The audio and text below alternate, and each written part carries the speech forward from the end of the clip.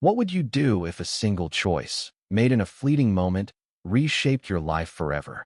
In the heart of Chicago's roughest district, Marcus Reed stood watch. A security guard at a rundown warehouse, he was a fortress of a man 6'3", broad-shouldered, with eyes that carried the weight of 1,000 untold stories. At 42, life had not been kind.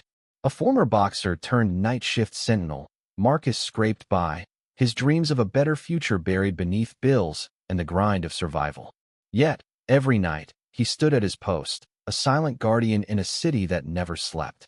It was a frigid winter evening in 2010 when the screams pierced the quiet. They came from an alley behind the warehouse, sharp and desperate. Marcus's instincts kicked in. He sprinted toward the sound, his flashlight cutting through the dark. There, cowering behind a dumpster, was a boy no older than 10 clutching a tattered backpack. Above him loomed a man with a knife, his voice a low growl demanding the bag. Marcus didn't hesitate. He charged, disarming the attacker with a swift, practiced move, sending the blade clattering to the ground. The man fled, and Marcus knelt beside the trembling child. "You okay, kid?" he asked, his voice steady but warm. The boy, wide-eyed, nodded. His name was Eli, and the backpack held his late mother's journal, his only keepsake. Marcus walked him home, a crumbling apartment 3 blocks away, where Eli's aunt, barely awake, thanked him with a tired nod. As Marcus left, Eli pressed a crumpled $10 bill into his hand. "For saving me," he whispered. Marcus tried to refuse, but the boy's earnest eyes stopped him. He pocketed the bill, a quiet promise to remember. Years passed. Marcus's life didn't change much. The warehouse job became a mall gig, then a hospital shift. The $10 bill stayed tucked in his wallet, a reminder of that night. He never spoke of it, but it anchored him as small proof that he'd made a difference. Still, the grind wore him down. By 2025, at 57, Marcus faced eviction, his health faltering from years of overwork. Hope felt like a luxury he couldn't afford. Then came the twist no one saw coming. One rainy afternoon, a sleek black car pulled up outside the hospital.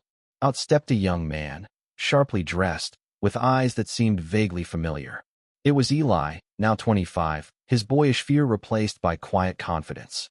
Marcus barely recognized him. "You don't know me anymore," Eli said, smiling. "But I've never forgotten you." Eli wasn't just a survivor of that alley.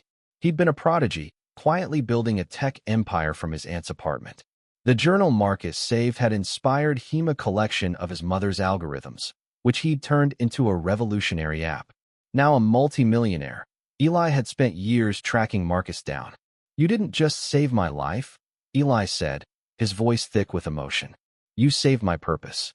But the real surprise came next. Eli hadn't come alone. Beside him stood Maria, a nurse Marcus had worked with for years, her sharp wit and kind heart a constant in his hospital shifts. Unbeknownst to Marcus, Maria had been Eli's cousin, the one who'd quietly kept tabs on Marcus's life, sharing stories of his unnoticed kindnesses. She'd told Eli how Marcus slipped his own lunch to hungry patients, how he stayed late to comfort grieving families. "You're a hero, Marcus," Maria said, her eyes glistening. "You always have been." Eli handed Marcus an envelope.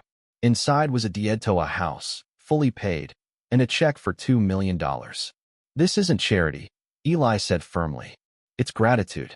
You gave me a future. Now let me give you one." Marcus stood speechless, the weight of years lifting. He thought of that $10 bill, still in his wallet, and realized it had been worth more than he'd ever imagined. It wasn't about the money, it was about the boy who'd seen him as a hero and the community that had seen him too.